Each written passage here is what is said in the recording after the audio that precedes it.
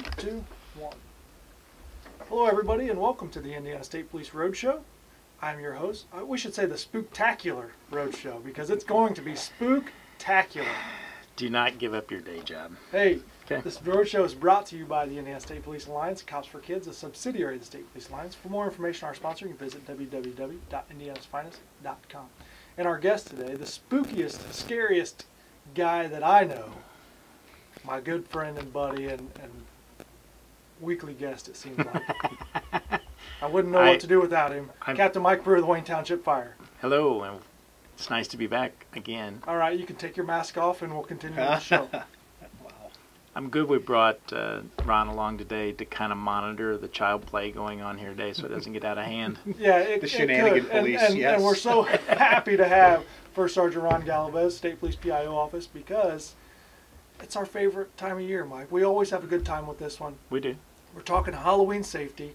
Gosh, it seems like we just did this. How did this year go by so fast? It flies by. When we're having fun, it just flies by. We do have a lot of fun.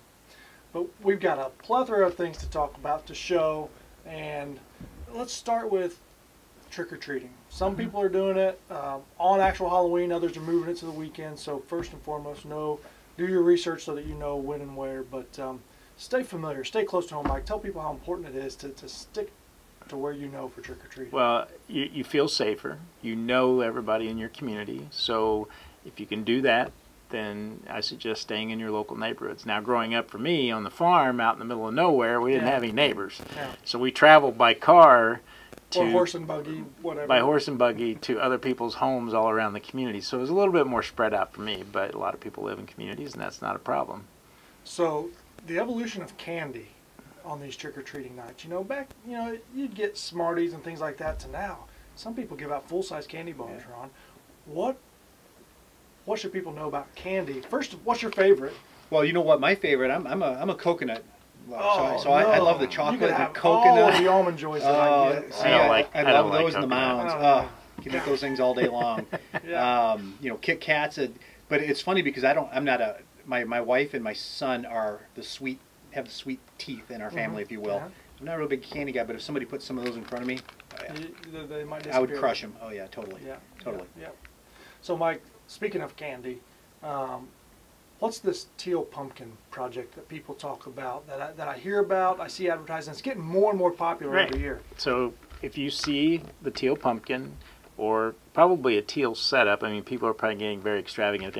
We're talking about our gluten-free candies. Or allergy, anything like that, you're going to see this teal pumpkin. Yeah. And so it's good home. We encourage people to have that available for kids, especially if you get a lot of trick-or-treaters, because some kids do have allergies to some of the ingredients that are in the candies. So look for the teal pumpkins. And this is kind of working two ways this year. I remember seeing a lot of teal pumpkins on people's porches last year, and that pretty much means they have an alternative to candy. Maybe they bought some little trinkets, some gadgets, some gift cards, whatever it may be for those kids. But now kids are carrying around teal buckets or teal things, so that's also your clue that, hey, this child needs something other than candy. Throw in a quarter, whatever you can give them, something other than candy. Yep, my wife and I, we stock up on all kinds of alternative type things like glow sticks. Yeah. There's just a lot of, they're pretty affordable. You can buy bags full of small trinkets for these kids. Yeah. So yeah, grab those and keep those available. Instead of handing out any candy at all, you just give out John, let's not go too far, okay? I have no allergies to any type of candy. Trust me. And this segment brought to you by Reese's Peanut Butter. Yes. Same. Thank you, Reese's, for the sponsorship. So anyway, candy, we love it. We enjoy it. That's kind of part of what Halloween's about. But it's important to be safe. So let's talk about costumes, Mike. As your 20-year-old son goes out trick-or-treating, what do you dress him up as to make sure he's safe? First of all, if you're going to come to my house trick-or-treating, you wear a costume. These teenagers that come to the door that they just come with a trick-or-treat bag with no costume, that's no good. We got to have a costume. All right. So when we're looking at costumes, one, they got to be visible. And that's another thing is all these trick-or-treaters, because we start getting into those darker hours with these trick-or-treaters around, bright colored costumes. I know the black costumes, dark colored, is scary. Yeah. But, this one right here, which I know you tried on before we were going to do this today, and this is a Mario Brothers Super Mario.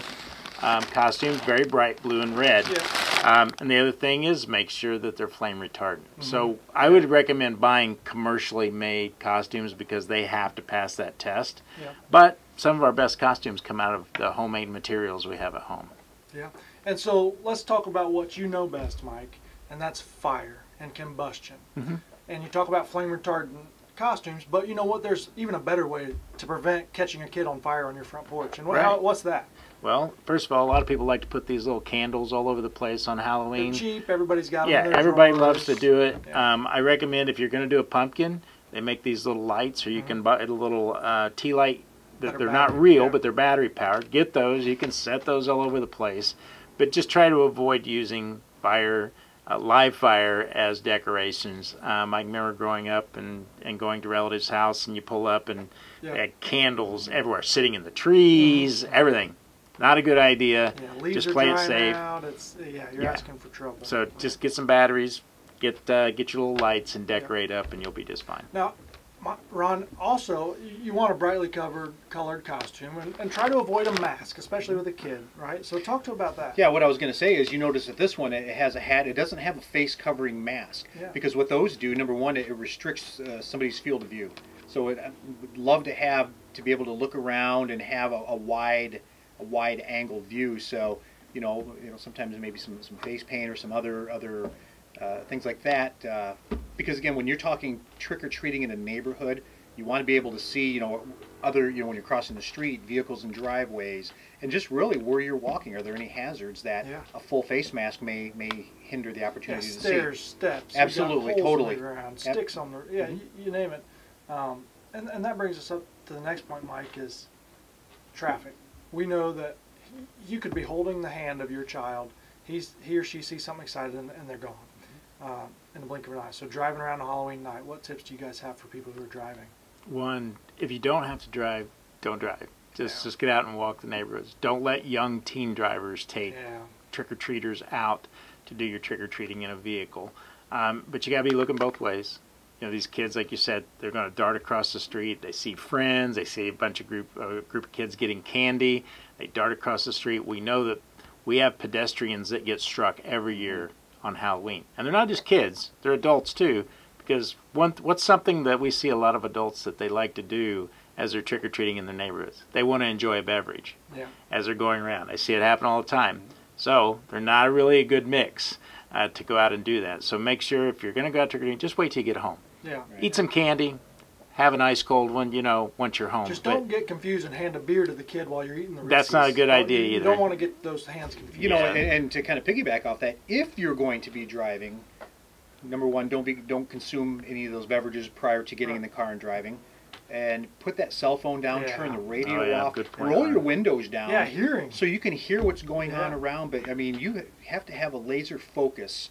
It's only for a short period of time, 20 minutes, a half, maybe per neighborhood. But you got to remember the precious cargo and our kids that are out there. The vehicle versus pedestrian crashes, I think they increased by 100 or 200% on Halloween, and so it's just because there's more pedestrians. Absolutely. So that's just simply what it comes down to. So you've got to heighten your awareness, eliminate those distractions, and simply be ready. Be prepared for that kid to dart out between those two cars right in front of you. Now, John, I would ask your opinion. What's the best toilet paper to use on Halloween? Well, you want to make sure you buy good stuff, because if you buy cheap stuff, it won't hold together. So you got to buy the good toilet paper.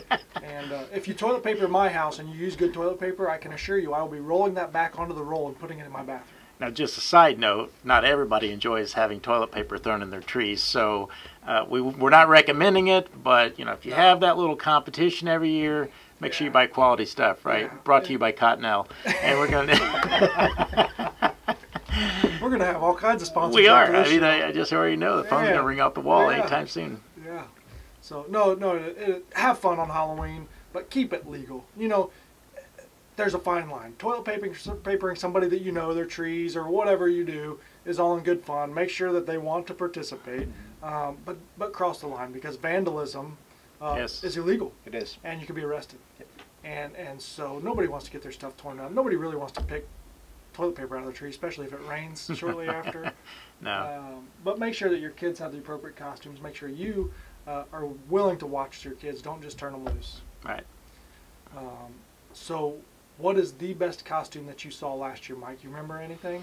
I'm putting you on the spot here. Firefighters. 'Cause there's Always. yeah, I mean, of course. the people that dress up as firefighters, I mean, the werewolf You know, firefighter, the, you know, I always Cinderella firefighters. I always reward Super Mario firefighters, yeah, whatever you want the to firefighters. Blah, blah. Anybody ever go old school, the old Emergency 51, Gage and DeSoto? Anybody ever I'm roll afraid in with nobody those? would know who it was. Oh. That, you know, that's the No, problem. probably not. But, you know, when I'm handing out candy, I reward the creativity. And last year, the kid made his own costume, and he somehow made himself look like he was carrying his own head in a box. And it was really impressive, and he got 2 huge handfuls of candy because, I appreciate that he took time to make his own costume, but man, it was good. I saw one the other day on Facebook. A guy had an outhouse. Yeah. He built when his body was out. So when you open up the front door of the outhouse, it's him His sitting legs in the were dangling. outhouse. His legs So- were dangling, sitting on that. Wow. Yeah. So, you know, if you see a child dressed as a fireman, well, make Give him sure extra candy. Yeah, don't give them crayons because they might eat them. and no, it's fun. And you know what? There is a positive behind the firefighter costumes. Is almost every one that I see has reflective tape on it. That's very true. So what are some things, if your kid insists on having that dark colored costume, that mask, whatever it may be, like what are some things that you could add to that costume to make them safe? Well, you know, one is give them some flashlights. Okay, Yeah. just like that. I shine Yeah. in your face. See like that? See how good that is? Flashlights, any type of glow sticks that you can put on them. I have this like little LED necklace that lights up. The candy So, corn. yeah, it's candy corn on it, so it makes me kind of hungry right now. If we had a big old bowl of candy corn, I'd be hurting right now. We'd be digging into that thing. But just all kinds of little items. I got this at Kroger. I mean, if you got a Kroger card, you get the discount. This segment brought to you by... Yes, brought to you by Kroger. And, you know, Reese's. I'm sorry. But no, just light somebody up. I mean, you know, just for their safety. Yeah, it's better to be seen. We know it's going to be dark. By Halloween time, it's dark at 6 o'clock. So make sure that you have lights, glow necklaces, reflective tape. You can go to the hardware and buy a roll of reflective tape for less than $5. Stick that tape on the back of their shoes, on the back of their mask, on the back of their costume, whatever it may be. Headlights will reflect off that and make them safe. Ron, what was the last thing you dressed up as for Halloween? Oh my goodness. Oh, I don't know. It's been so long ago since I actually trick or treated. But does it count if you worked Halloween in uniform? You know, it does. Because we both worked a lot of Halloween. Oh my goodness, yes, yeah. So I guess I have to say, I was a trooper. Wanted to be a fireman, but the local fire guys forbade it. They said there was no way, not gonna happen. no way, not happening. Every year, Mike tries to convince me to dress up like a fireman. This year, he's afraid it might stick, and I'll quit my job and work with him every day. This year, I think you should dress up as the mayor of Sheridan. Because that's kind of how you're known up there in that area, is the mayor of Sheridan. Oh, yeah? How do you dress up like a mayor? Just suit, tie, you know, Yeah. shaking hands and kissing babies. It's, Right, you know, you're running for mayor up there. Yeah, So. yeah. No politics for me right now. But anyway, Halloween's such a good time, such a fun time. But nothing would put a damper on that like a tragedy. So take the proper precautions. No open flames. I mean, it's the year 2019. If you're not operating LED lights and battery-powered things like that, then you're living in a cave somewhere. So. And then too, also, you know, with the alternative treats and what have you, still as a parent, make sure that you're double checking those candy boxes and bags and what have you. So just because you have a teal colored bucket, as a parent, you just may want to double check. Right. That somebody hasn't put something else in there. What about homemade treats? Because somebody tells me My that's gosh. a myth. That's a myth. Nobody's gonna poison kids or whatever. Right. You know what? It's, You know, it's a possibility. Maybe a myth, but a possibility. There's nothing more desirable than a bag full of chocolate chip cookies that someone made. Yeah. If you know Or that popcorn person, ball. if you know the people, that's perfectly okay. Yep. But hey, if you know, go with the packaged stuff. Yeah. Brought to you by Reese's again. The packaged stuff is very important. We're trying here. But that's the safety. Unless you know folks, you know, then hey, don't deny your grandmother, Right. you know, the fact that you're not going to eat her be cookies. Polite. Take them, put them in the bag, Yes. and then just toss them when you get home. Absolutely. Because, you know, there could be allergy issues. There could be other things. Historically, people aren't poisoning kids on Halloween. No. But we have to live in a world where it's possible. Yes. Not probable, but possible. So always err on the side of caution. My guests today have been Mike Pruitt with Wayne Township Fire and First Sergeant Ron Gallaudet, State Police PIO. We have been talking everything Halloween. Makes me really want to eat some candy. I can't wait. I love Halloween, but we want everybody to be safe. Everybody have a safe and happy Halloween.